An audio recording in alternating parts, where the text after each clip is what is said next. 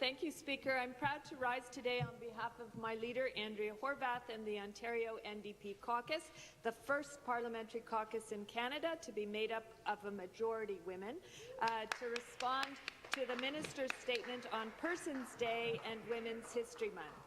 88 years ago, on October 18, 1929, women in Canada were declared persons, following an appeal of an earlier Supreme Court decision that found, to their surprise, that they were not. The appeal was led by Emily Murphy and 4 other women crusaders from Alberta, who made up the famous Five. Thanks to their determined efforts, the Supreme Court decision was reversed. Women's History Month celebrates women like the famous Five, women who have advanced women's equality, women who have blazed trails in arts and literature, in science and technology, in business and manufacturing, in healthcare and education, women who have contributed immeasurably to our society and improved our quality of life. These pioneers were not just white middle-class women like Emily Murphy. They include inspiring Black women, Indigenous women, and women of colour whose stories have for too long been excluded from our history books and are just beginning to be told.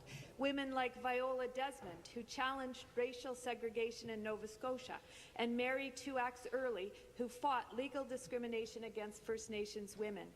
Despite their victory in 1929, neither Emily Murphy nor any of the famous Five ever made it to the Senate. As a male senator said at the time, "We could never have had Mrs. Murphy in the Senate. She would have caused too much trouble." While it may be troublesome for Canada's political establishment to deal with women as equals, Women's History Month shows us that women's leadership is undeniably good for society. The positive impact of women's involvement in decision-making is not just because of the unique experiences and perspectives they bring, but because of the open, collaborative, and less hierarchical leadership styles they often exemplify. Economists have shown that women's leadership is also good for business, with higher corporate profits generated by firms that have more women on their boards. Yet Ontario women continue to be denied the opportunities they deserve for full and meaningful participation in economic and political life, and for equitable access to the services they deserve. Women in Ontario struggle to find affordable childcare, to find secure, stable employment that reflects their education and experience and provides more than poverty line wages. They struggle to find affordable housing, to pay off the huge debts they may be carrying for their post-secondary education. They struggle to buy food for their families and to pay the bills. Yesterday, the Canadian Centre for Policy Alternatives released its 5th report on the best and worst places for women to live in Canada. Of the 25 cities that were measured, 9 were from Ontario. 6 of those 9 were ranked in the bottom half, including the 3 worst cities in Canada for women to live.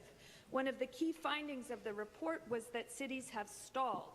They have stalled on closing the gender wage gap, stalled on the employment gap, stalled on access to childcare, and stalled on levels of sexual assault with rates that continue to climb. It's hard to understand, then, why this Liberal government has refused to strengthen the equal pay provisions of the Employment Standards Act, which have proven so ineffective for years in preventing gender wage discrimination. This week, we saw the hashtag #MeToo reveal the reality of every woman's experience of sexual violence in the hundreds of thousands of women who have written #MeToo into their social media profiles. Yet this government's sexual violence action plan is barely making a dent, with students raising concerns about the effectiveness of standalone campus sexual violence policies, the government's refusal to implement mandatory sexual violence training for liquor servers and bartenders, as proposed in my private member's bill, and its failure to guarantee paid leave for employees experiencing domestic violence and sexual violence, as called for in 3 NDP private members' bill, which would enable women to leave abusive relationships and rebuild their lives without risking their jobs. Speaker, in addition to celebrating the amazing women in history who have opened the doors for the rest of us, we need to ensure that all Ontario women have equal access to the opportunities available to men. This will open new doors for women leaders, break down cultural and structural barriers, and show everyone what women in Ontario can achieve. Thank you, Speaker. Thank you.